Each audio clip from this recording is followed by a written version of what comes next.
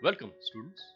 This is Dr. Kiran Chande from All India Shri Shivaji Memorial Society's College of Hotel Management and Catering Technology, Pune, Maharashtra, back again with my recorded lecture series on principles of management.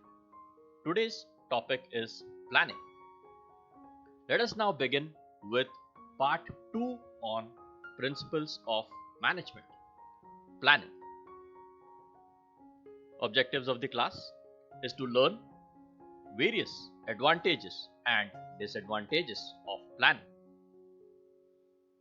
Before we begin with the session, let us take a quick review of the previous session.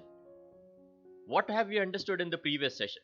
We have understood what is planning, how we have to plan for the success of any organization, why planning is very important, what are the various characteristics of planning, what is its nature, and why planning is most important if we have to end up in a successful organization.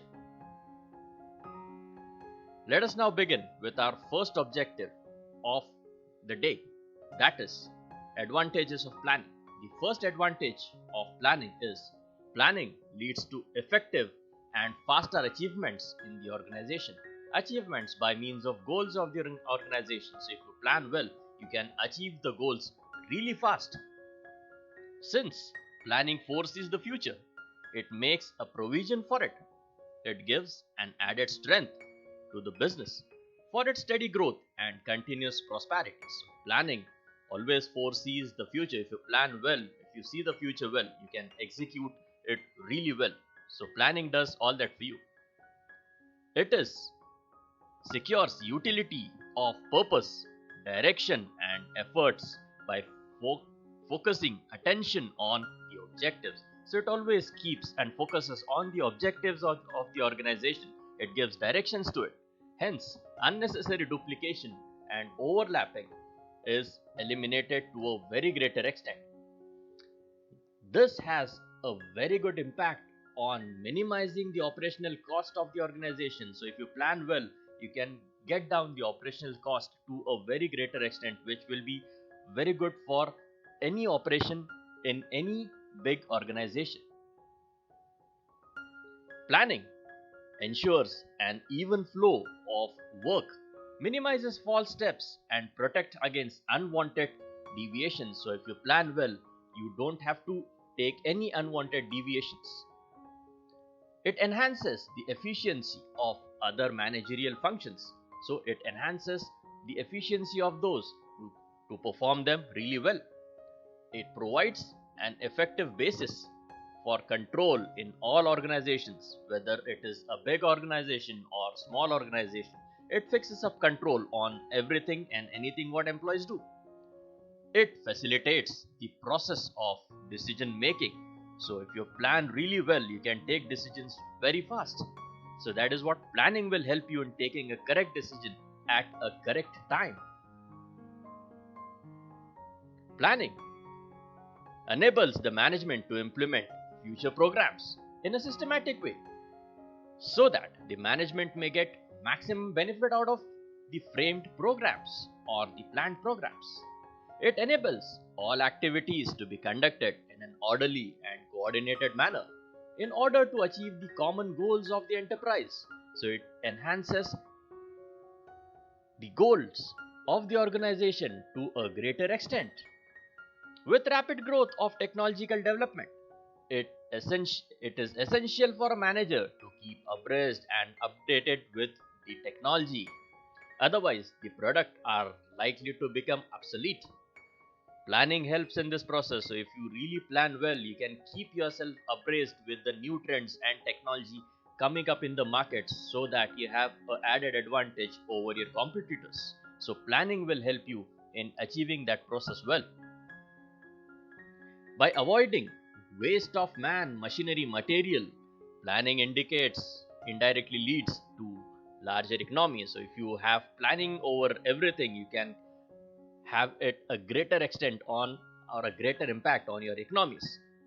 Planning encourages the sense of involvement and team spirit. Planned target provide a basis upon which good performance can be rewarded and poor performance can be improved. So planning will give you the advantage of improving the poor performance and also enhancing the performance to a greater extent. So planning will help you in understanding all those things. Hence, we have come down to the advantages of planning. Let us now quickly understand what are the disadvantages or limitations of planning. Number 1. Accuracy of facts and information about the future is one of the limitation of planning. So, accuracy of facts has to be done correctly. There has to be correct accuracy in the facts which are planned for the future. Managerial planning can be made accurately only if events in the future are predicted accurately. So, if your events lined up for the organization are predicted accurately, that will help the management to execute those plans correctly. Often, adequate facts may not be available, so that's why their planning should be made in such a way so that it is flexible enough to adjust with any circumstance. Time, machine, and efforts are required in collection and analysis of the data and in the formulation of revised plans. This is a time consuming process. It is an expensive process as well. Planning is useful only when expected gains from it exceeded its costs. So, whatever costs you incur or involve in the total event, you should get returns on investment, or you should get exceeded returns on investments. Often, it is remarked that the cost of planning is in excess of its actual contribution. So, that is the limitation of a planning. Planning takes time, that is adequate time. Sometimes it may cause delay in taking decisions. A manager is normally bogged down by procedures, rules and regulations of the organization, which takes time in quick decision making.